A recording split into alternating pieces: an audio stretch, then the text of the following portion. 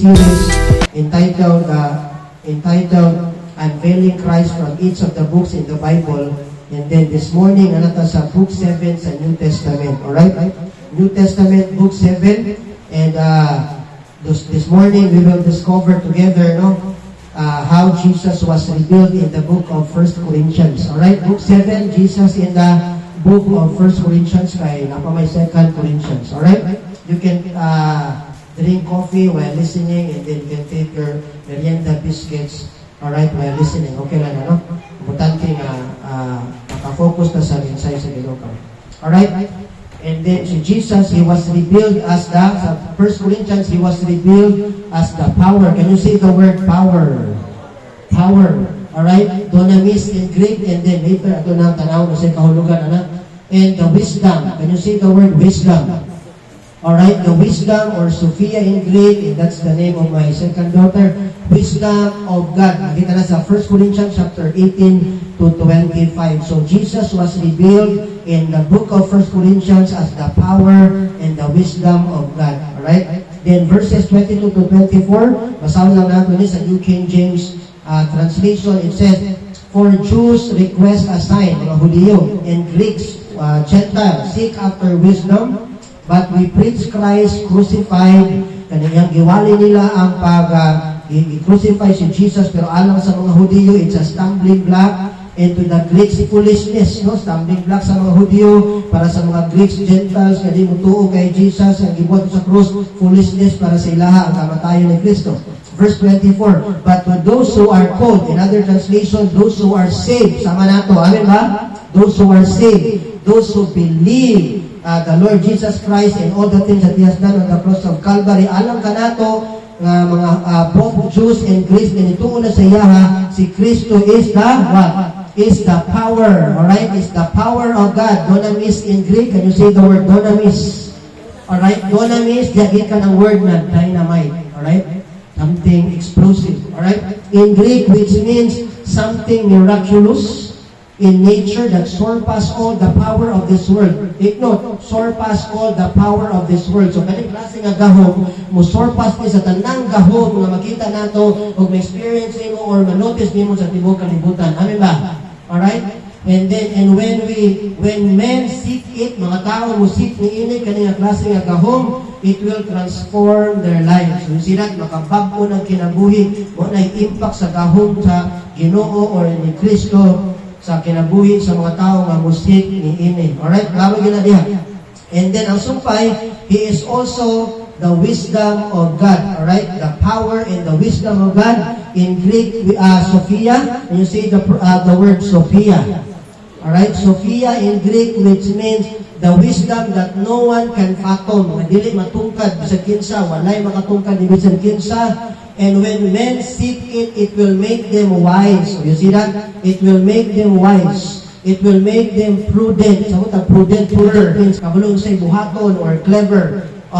Kung na mo na ibut pasabot sa wisdom niya. So kung ang tao isik nila si Jesus, makaangkon sila kaalam, it will make them wise. It will make us wise, prudent, and clever. So, ang sikreto di ay sa kausaban, sa kinaiya o kinabuhi, kaalam, kahibalo, nga langit nun, o maayong pagsabot sa mga bagay-bagay din sa kalibutan, sa kinabuhi, sa kalibutan, o mahitungod sa mga spiritual na mga butang is only Jesus. Amen. Is only Jesus. Alright? That is why many have said that indeed Jesus is the answer of all the ultimate questions of life. So kung naay mga pangutana sa kinabuhi, walay lain tubag ana si Jesus. Amen. Alright, siya ang answer sa all ultimate questions of life. In other words, only in Him can the people of this world and all of us today can find certain answers and solutions to the deepest and ultimate questions about life. Kung nagpangutana mga pangutana about sa kinabuhi, ang makatubag si Jesus. Alright? Unsa may purpose sa kinabuhi, unsa may meaning sa kinabuhi, na kay Jesus ang answer. Amen. Kaya ang naghatag na itong kinabuhi ang Diyos, and then sa dihang makaroon tag Ginoo sa itong kinabuhi o Jesus, makaroon og meaning o purpose atong kinabuhi. So si Jesus mo ay answer sa tanang ultimate question sa kinabuhi. Alright? Na kay Jesus ang tanan. If you ask about death, kamatayon, paano ma-prepare sa kamatayon, paano dili matug impyerno, matug langit, si Jesus diya po lang answer. Amen. Alright? Kumuta na tag kaluwasan, di ba? Si Jesus ang answer. Kaya nasa yang eternal life. In Jesus, there is eternal life or a life that God has given and it is forever or ayonaya, zoe sa Greek, na ay kapasaylohan niya kang Jesus because the Bible says in Hebrews chapter 9, verse 27 and chapter 8, 9, 10, it's all about Jesus and what He has done on the cross of Calvary. And nag-emphasize dito that there is no remission and forgiveness of our sins apart from Him. Alright? So kung gusto tag kapasayloan, natin question about forgiveness na kay Jesus ang tubag. Amen ba? Tungod kay only in Jesus we can be forgiven. Ang mga tao mapasaylo, transformation, kabaguhan sa kinabuhi napod kay Jesus kay sa 2 Corinthians chapter 5 verse 17, tanan nga na kay Kristo, gihimo na silang mga bagong binuhat. Amen. Alright? And then abundance, kung gusto tag abundansya sa tanang aspeto, paglakbo sa tanang aspeto sa atong kinabuhi, ang tubag po na kay Jesus because He is our ato na lang gisgutan diri nga kanang abundant life from the Greek word perisio, which means paglambo sa tanang aspetos kinabuhi. Amen. So kung gusto ta pangutana natin pangutana sa mga about aning mga butanga, makaplagan nato ang tubag diha kang Jesus. Amen. Only in Jesus we can find answers and solutions to all the ultimate questions of life. Sana ato anang masabtan in everything, including the meaning and purpose of life. Alright? Lalo yun na. And therefore, kung ang tao o kita karon gusto o katubagan sa mga pangutana sa atong kinabuhi, kung sa'y atong angay buhaton, kung sa'y dapat atong buhaton, we must seek and find it in Jesus. Amen ba?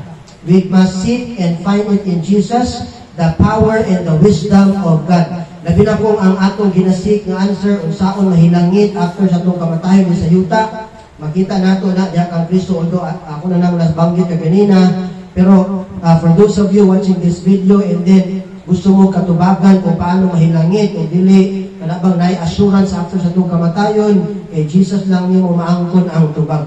And that's why, yung si Jesus, sa John chapter 14 verse 6, ingon siya, I am the way, ako ang dalan, I am the truth, ako ang kamatuoran, and the light, ako ang kinabuhi, and no one can come to the Father in heaven, alright, for eternity except through me. Alright, wala sa ninyo diya nga, ang relihiyon mo ay dalan, kamatuoran, o kinabuhi, ang atong denominasyon, ang atong sekta, or kinsa pa diya nga, mga tao sa atong palibot, nga mo'y dalan, mo'y kamatuoran o kinabuhi. Kung diliingon siya, I am, and that speaks of His identity as the source of eternal life. That's why ingon siya, I am. Alright? I am the way, the truth, and the life, and no one come to the Father in heaven for eternity except through me. Alright? Lalo yun na. Nga, kita kay nituo naman ta, niagi naman ta kay Kristo, na naman kay Jesus atong kinabuhi karon, unang natay dala, natay kamatuoran, natay kinabuhi, walay katapusan, ug natay kasiguraduhan sa langit because of Jesus. Palapaan nato ang Ginoo na. Hallelujah! Kitang tanan nga nadiri karon nga nanay Jesus atong kinabuhi. Sana ato anang masabtan. In addition, kung ang tao o kita karon gusto nato mahimong maalamon, gusto nato mahimong bride, we know already what's the answer. Alright? Narag hapon kang Jesus. Mga sudyante nga na diri, kaya nagtuo ko, mga sudyante, muli kanunay na ito mga desires at mga kinabuhi nga makasurvive na sa pag-eskwela, maka-answer na sa mga exams. Alright? Na kay Jesus ang sikreto. So kung ang sudyante, kamo mga sudyante nga na diri, for those of you watching this video, pag na kay Jesus, na kay kahom, na kay kaalam. But apart from Jesus, walay kahom, walay kaalam. Amen? Laro mo na dito because He is the power and the wisdom of God. Sana ito ang masabtan. Nya unsay kalainan, pastor, sa wisdom o sa kahibalo. Ang kahibalo, pwede mo na ito na matun-ano kayo, nag-eskwela ka, pero ang kaalam kung paano nimo i-appropriate imong kahibalo, that's wisdom. Kaya na may usahin natin na hibaluan, pero di ta kabalo mo aplika, di ta kabalo mo apply sa atong nahibaluan. So muna wala tayo kaalam. And that's the big difference between knowledge and wisdom. Ug ang wisdom, gikan yun as Ginoo, labi na kung natin Jesus, He will give us the wisdom or Sophia that no one can fathom, and then magkaroon tag idea kung sa mga dapat buhaton sa kadaadlaw sa itong pagkinabuhi, tungod kay ang sikreto natin Jesus sa itong kinabuhi. Ang sikreto sa kaalam si Jesus. Alright? Sana ato na masabtan. So for those of you, mga students, ang gusto ninyo mo makapasar, gusto ninyo mo lambo, makabot yung mga pangandoy, kinahanglan, batunan yun si Kristo, kinahanglan, magbaton yun mo, mutuo mo, o mudawat kay Jesus, bilang yun ang maluluwa sa mga kinabuhi. And I believe, ang uban sa inyo, most of you and all of you nga naadali nga mga batanon, I believe nga nagdawat na mo sa inyo. Amen ba? Mga students, nga naadali, nga nagtuo na kay Jesus. Alright? Sana ato anang masabtan. Now, because laro yun na, nasabtan na yun nato na, alright, nga apart from Christ, the power and the wisdom of God, there are no such thing as what? Cleverness, pride, prudence, kawais, walay expertise, walay brilliancy of the mind, alright, nga mo gipanghambog sa kadaghanan nga kuyaw sila, maayo sila, scientist ang uban, mo invento ang uban mga kuhan, pati ng ato mga inventors, mga scientists, tungod ra po nas kaalam sa Ginoo gihatag nila. Amen ba? Alright, ang Ginoo gihapon ang naghatag anak kanila, di yun na sa ilaha yun. So sana ato nang masabtan. Pastor, nakahuman pa kong eskwela, nagmasteral ako, nagdoktoral man ko, kuyaw na ko, expert na ko, clever na ko. Alright? Apart from Jesus, there is no such thing as cleverness, prudence, expertise, and brilliancy of the mind. Alright? Kung muna, at the end of the day, bisag sa kataas sa ato ang educational attainment, makapamalandong yapon tag makaingon nga Lord, grasya ra gyud yapon nimo ang tanan. Alright? Tungod kay nasabtan nato apart from Jesus, wala ning mga butanga. So my friend, church, and those who are watching this video, for those of you watching this video, the message is simple, and that is a life and character of humility and meekness. Humility, mapainugsanong na kinabuhi, and meekness. Alright? Kanang kabalupod ta mo tanaw sa uban tao. Alright? So sana, it's a challenge for all of us, and even si Jesus that He is God, but He took the very nature of a servant, He took the very nature of a man, to the extent of dying on the cross for all of us.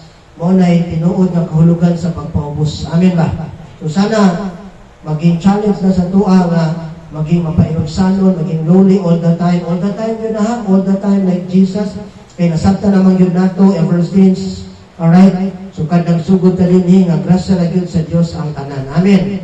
Grasya na yun ang tanan sa Diyos. Grasya sa Ginoo nga nakahumang kag pag-eskwela, naging professional ka, nakakuha kag nahimo kang degree holder, unya nakatrabaho ta, natay stable nga job karon, naka-income ta o uban pa, everything nga nasa tuwa ka nga itong gina-enjoy everyday, material man o sa emotional, pamilya man o sa spiritual, tanan grasya nga nasa Ginoo. Amen ba?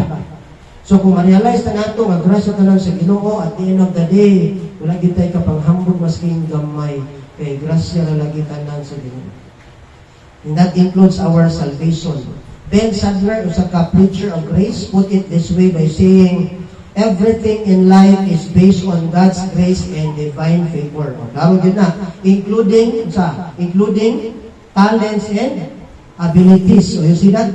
Wala, apil pa na itong spiritual gifting sa diyang na Kristuhano tag, itagaan tag spiritual gift sa Holy Spirit. Pero yung si Ben Sadler, ang talento nato, atong abilidad nato, diba? Bunga na, based na sa grasya sa Ginoo. You see that? Right? Grasya sa Ginoo.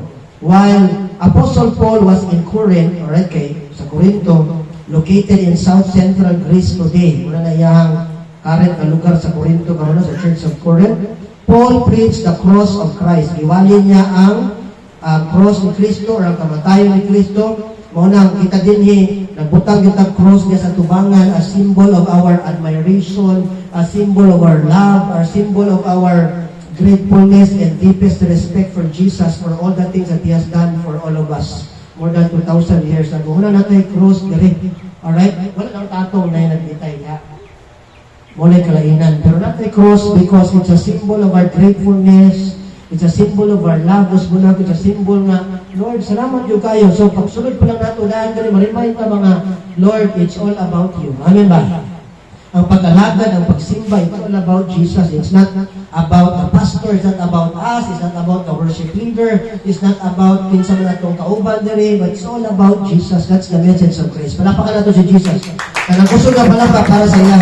Hallelujah. So atong pag-alagad, atong pagsimba, pag-ampo, tanan, it's all about Jesus. O munang natay cross diri, ibutang nato. Okay, so salamat yun taniana. Alright? So giwali na ni Apostol Pablo ang mahitungod sa gibuhat ni Jesus sa Calvario more than 2,000 years ago. But the Corinthian Jews, sad to say, sad to hear, but the Corinthian Jews rejected it. How sad?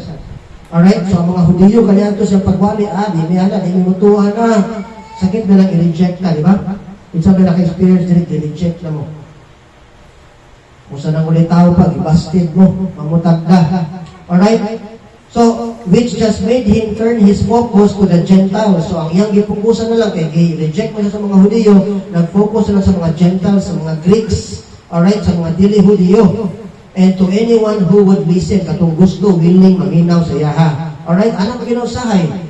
Diba? Dito kita mag-focus sa willing, maminaw. Dito kita mag-focus sa kanang gusto mag-grow.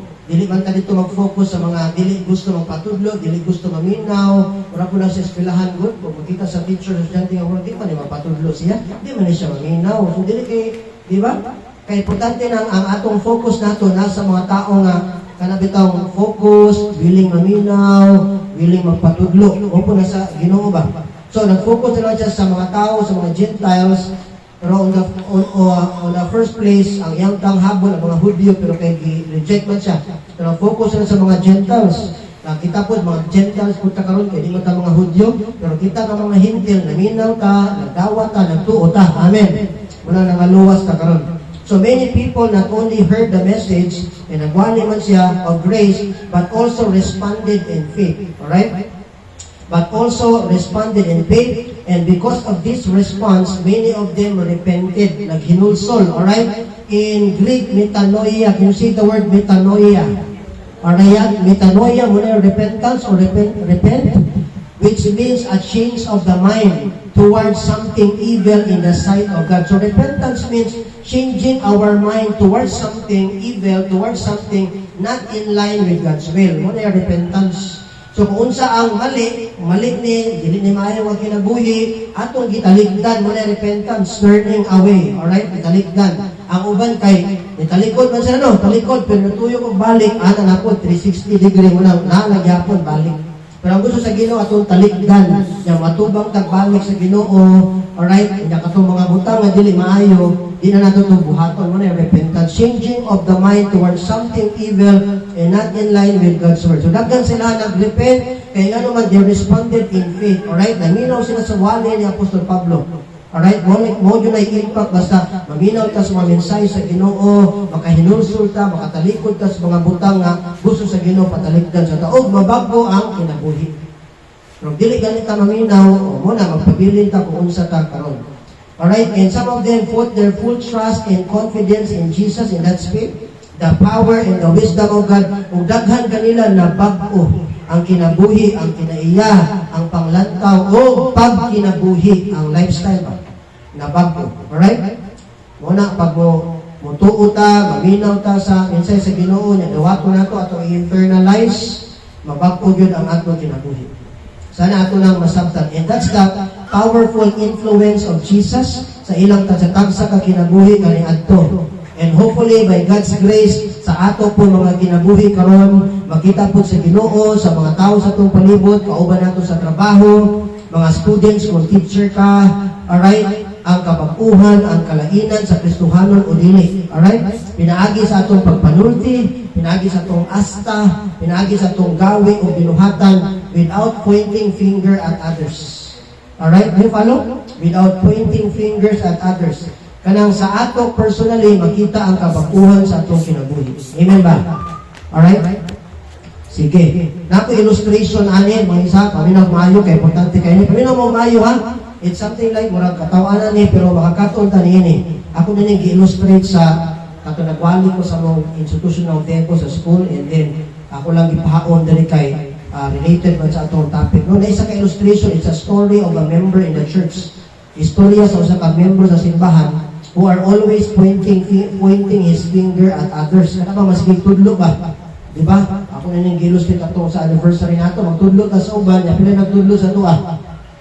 Diba? Tulo. O, kumaana pa rin nga ito ang kumagpo, maupat na, di ba?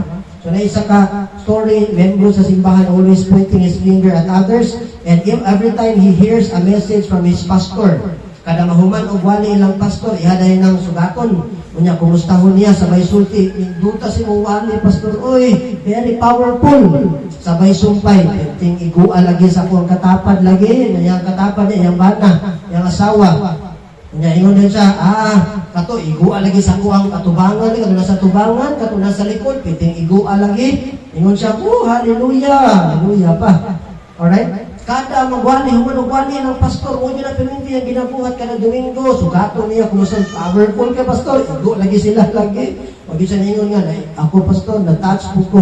Puros sa uban. Alright? Then the pastor responded him and told him, brother, ang pulong o mensahe niya sa Ginoo para ba nato, para na ba sa atong tanan, dili lang para sa uban. Ano ng pastor sa iya. So you look closely at those people whom you point your finger, yung ang pastor siya, tanawa ko ng imong mga ginatudlo, imong katapad, imong atbang, imong mga kilid, tanawa imong ginatudlo, na bago na ilang kinabuhi, o daghanag nagpasalamat sa Ginoo, pinaagi sa ilang kinabuhi, ikaw na lang ang wa na bago.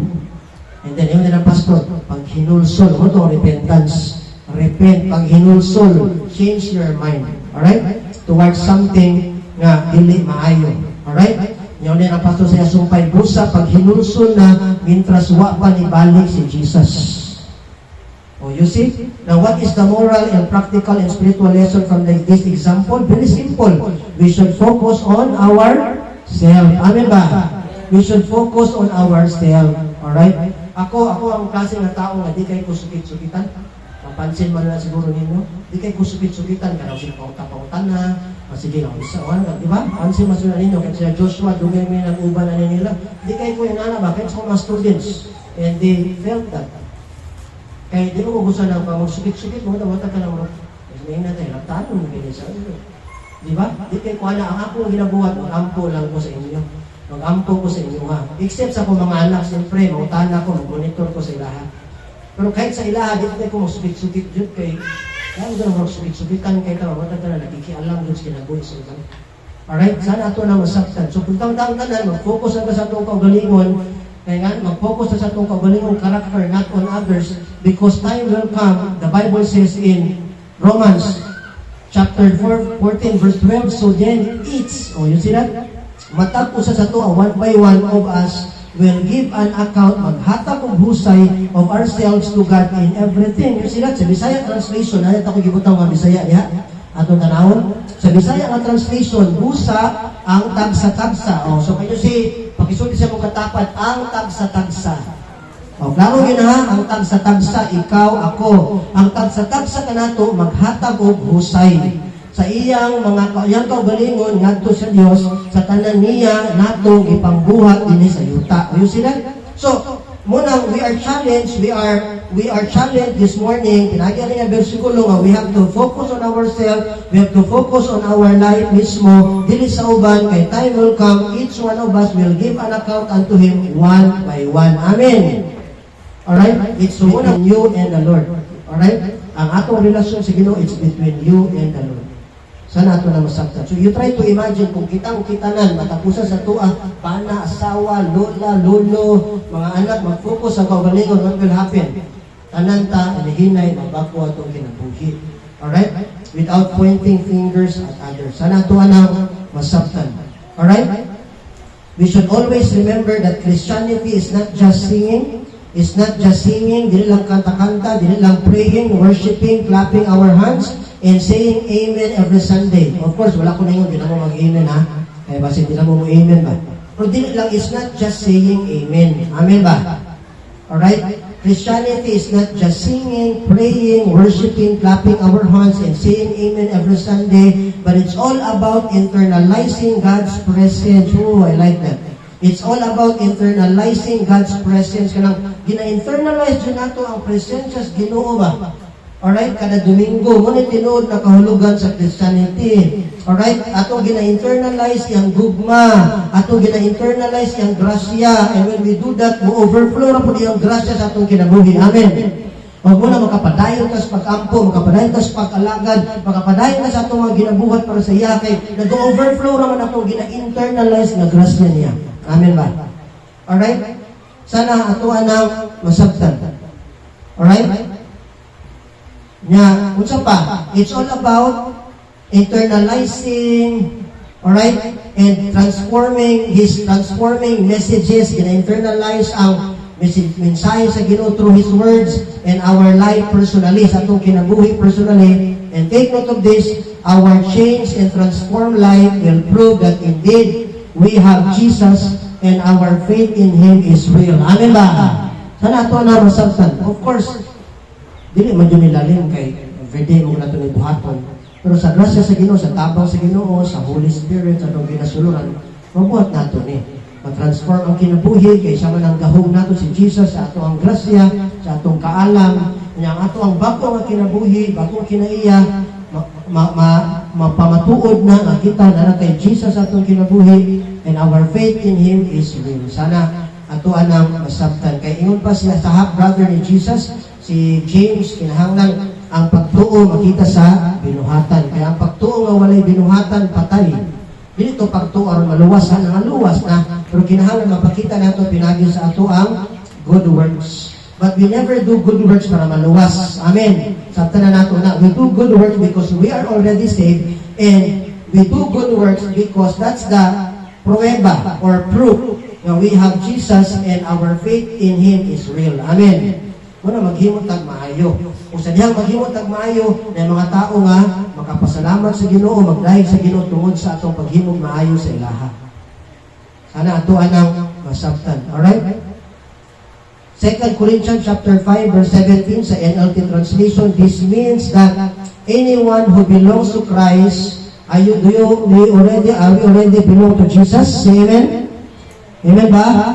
Alright, so those who belong to Jesus Christ because of our faith in Him has become a new person. You see that? Become a new person.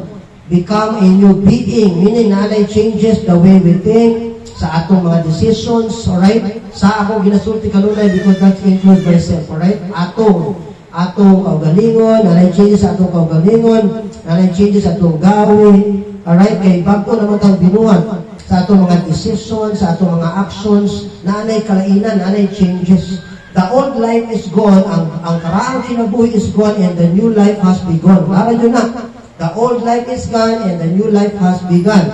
In other words, Apostle Paul is telling us, believers, that we have already died with Christ. Sadyang namatay si Kristo, namatay na po usap atong karaang kinabuhi, uban kaniya. Amen ba? Alright, namatay na po. And then, we will no longer live for ourselves. Dili na kita ang nabuhi para sa itong kaugalingon. Kana ganing puro I, me, and myself. Alright, maminaw mayon eh. Kanang puros I, me, and myself. Yung sa mga self-centered ba? Self-centeredness na puro I, me, and myself. Kung sa'y makamayo sa kuha, kung sa'y makamalipay sa kuha, puros ako. Self-centered tayo. Without considering others and the grace of God, which is the fountain of everything, ang source sa tanan butang na itong gina-enjoy karon. Do you follow? So, ang atong kinabuhi, ato ang relasyon sa Ginoo, Christianity is not about us, it's not about I, me, and myself, but it's all about Jesus. Amen ba? Sana ato anang masabtan. Alright? Paul also emphasizes here that our lives in and with Christ are no longer worldly. Wala ginabot pasabot sa 2 Corinthians chapter 5 verse 17. The old life is gone and the new life has begun. Dili na worldly, dili na kalibutanon, na kung unsay kalipay sa kalibutan, mo po ng atong kalipay. Usbon ako, namin mga gi-approve ng mga activities ang kalibutan, nga okay sa kalibutan, okay sa mga tao, sa kalibutan, pero pag ato ang i-compare sa kabubuton sa Ginoo, dili okay ang Ginoo, dili approve ang Diyos. So sana magkaroon tag discerning spirit ana para magkaroon tag ma-discern nato, ma-determine nato kung say maayo o dili maayo. Alright, nabuhaton, ang napat natin sa kalibutan. Alright, so we are no longer worldly because we are now spiritual and now indwelled by the Holy Spirit of God. Nakita na nga mga verses. So ang Holy Spirit, the moment we receive Jesus and believe Him with all of our hearts, the Holy Spirit, the Bible said the Holy Spirit, the third person of the Triune God, will indwell in us. Amen. Will indwell in us. Yang Holy Spirit, muna mutabang sa tua, mutudlo sa tua, kung sa'y dapat natong buhaton kada adlaw, ang iyahang mga fruits mag-manifest sa tua kada adlaw. Alright? Ato alang yun siyang i-recognize sa ato ang kinabuhi. And our sinful or old self is now nailed to the cross. Gilansang na uban dito sa cross with Christ, buried with Him, alright? And just as He was raised up by the Father, so are we today also have been raised up with Him to walk in newness of life. To walk in newness of life. Of course, sa grasya sa Ginoo. Before I close, ang advantage nato lang karon kay dili lang kita ang muhimo niini ug mulakaw diha sa bag-o nga kinabuhi kay uban nato ang number 1, grasya sa Dios. Can you say the praise, grasya sa Dios? Uban nato ang grasya sa Dios. Palapakan nato ana, palapakan nato ang Dios ana. Uban nimo nato ang grasya sa Dios nga unsa man sufficiente kanunay alang kanato. His grace is always sufficient for all of us. Alright, so sa atong pagpadayon sa pagkinabuhi bilang Kristiyano, bilang mana sa Ginoo, sufficiente kanunay ang grasya sa Dios kanato, and therefore advantage nato na mag-advantage ta, mahimo nato ng advantage kay dili lang man kita ang magkinabuhi, but uban nato ang grasya sa Ginoo. Number 2, ang gahom sa Holy Spirit nga mo'y magtudlo ug maghiya kanato adlaw-adlaw kung unsay mga buhaton sa atong kinabuhi. Uban nato ang Holy Spirit. Palapakan nato ang Holy Spirit. Hallelujah! Muna kinahanglan nato i-recognize kanunay ang presence sa Holy Spirit in us kay nag-indwell naman siya sa duwa. Sana ato anang masabtan. Alright? Ang Holy Spirit is not just a vague force, dili lang siya marang pwersa lang, but He is a God in us. Alright? Indwelling or dwelling in us. Sana ato nang masabtan. So sa atong pagkinabuhi, uban nato ang Holy Spirit, may muhatag nato guidance, mugiya ka nato, muhatag nato kaalam. Alright? Sana ato anang masabtan. Ug ang katapusan, of course, labaw sa tanan, uban nato si Jesus mismo nga mo'y kahum o kaalam sa Dios. Palapakan nato ang Ginoo ana. Hallelujah! Tapat. Alright? Maunay advantage sa tawong nagdawat, nagbaton, o nagtuo kay Kristo, who is the power and the wisdom of God. Kanang gusto ka palapa para kay Jesus. Hallelujah! Alright, muna advantage nimo. Muna advantage nako. Sila, kung nasabtan lang nato na sa atong pagkinabuhi, dili ka ma-stress kayo, dili ka malisdan kaayo, kay ngano man, uban nato ang grasya sa Ginoo, uban nato ang Holy Spirit, ug ang gaho mag-enable ka nato, uban nato si Jesus mismo. Alright? Mo'y ato ang kaalam o gahom. Alright? Sa Dios na nasa atong kinabuhi. Pero sila, advantage kay suon, muna ito ang advantages, muna itong advantage karon kay natin Jesus sa atong kinabuhi. And this is how Jesus was revealed in the book of 1 Corinthians. In the book of 1 Corinthians. And hope and pray that this message of grace this morning will penetrate deeply sa atong mga kasing-kasing, maghatag ng transformation sa atong kinasuluran, sa atong kinabuhi as God's children and followers of Jesus. So that people around us in our workplace, atong kauban sa trabaho, kananta nagatrabaho lang ta, in your school where you are studying, mga estudyante, and enrolled, and in our home, no, sa ato ang panimalay mismo, with our family members who are watching and observing our lives. Remember that watching and observing our lives will see Jesus and follow our example. Amen ba? Sana ato na masabtan. Sana ato na masabtan. I request everyone to please rise. And this time, mag-uultas presensya sa Ginoo, and I will allow you to talk to the Lord right now. And I believe with all my heart na napag-i-reveal ang Ginoo kanimo karon personally. My friend, is wala po, simple lang ang challenge. Focus on yourself. Tanawa atong kaugalingon. Tanawa imong kaugalingon. As we bow down our heads, as we close our eyes, don't look at others. Bisinapay mga butang nga, atong year 2024, wala pa nato ma-surrender sa Ginoo. Karong year 2025, sa bagong tuig na gihatag sa Ginoo kanato. Kung unsa man ang wala pa nato na surrender, basig karong adlaw, ngunit gusto sa Ginoo ang ating mabuhat kanato. So kung unsa man ang that's between you and the Lord. Kinaiyaman usahay na dili maayo sa kanato. Pagpamaba usahay na dili maayo kanato. Walay pagpugong sa itong kaugalingon. Mga butang na nakita nato nga wala kay kalipay sa Ginoo. Ato nang isurrender sa iyang kapalawa, my friend. He is the God of grace. He is the God of favor. And when you entrust to Him everything, my friend, our God is the God of second chances and infinite chances. So when we surrender everything unto Him, my friend, I tell you, we will never be the same again. We will never be the same again. Mabalahin ka sa year 2025 na adunay tinuod na kadasig, tinuod na kalipay, tinuod na kabaguhan sa atong tatag sa kaginabuhi. Father God in heaven, salamat Lord sa pag-remind ka namin na we have to focus on ourselves. Time will come, Lord, we will meet you face to face. Ikaw ang mulingkod sa trono, Lord Jesus, sa judgment day, and you will evaluate us, and we will give an account unto you one by one. And thank you, Lord, tungkol kay walay judgment to hell ka namo, but evaluation na. So we will evaluate us according sa among mga ibuhat mo sa kalibutan bilang inyong mga kanakan bilang follower ni Lord Jesus. That's why, Lord, this morning, sa tanang mga negatives, Lord God, hindi maayo sa among kinabuhi. Amo nang isurrender kanimo karong adlaw.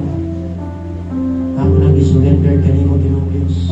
Tanang klase sa mga espiritu nga dili maayo, spirit sa pagkabahin-bahin, espiritu sa slanderous, espiritu sa gossip, espiritu, Lord God, sa disobedience, espiritu, Lord, sa kanang pagkamasukit-sukiton, espiritu, Lord, sa mga mag-focus nito sa uban, ng mga butang, espiritu, Lord God, na makapapag sa among pag-alagad kanino karong year 2025. Lord, we rebuke all those things and we surrender them to you, Lord God, this morning in the name of Jesus. Kaya kanang mga butang na wala na yung lugar, luna sa among kinabuhi.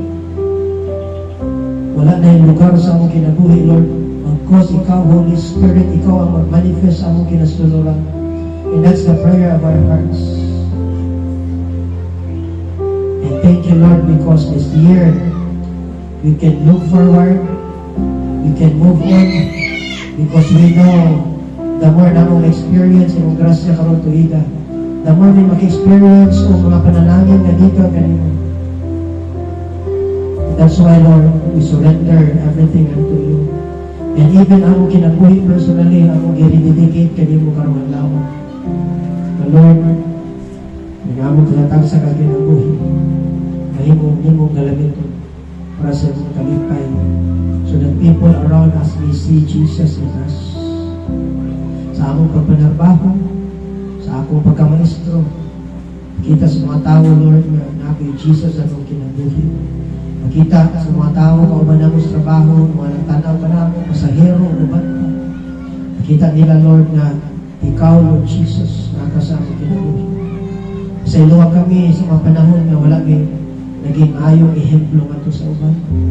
Sa iluwa kami sa akong imperfections, as a dad, as a mom, as a lola, lolo, as anak, bilang imo mga kanakan, Lord, pasaliwa kami.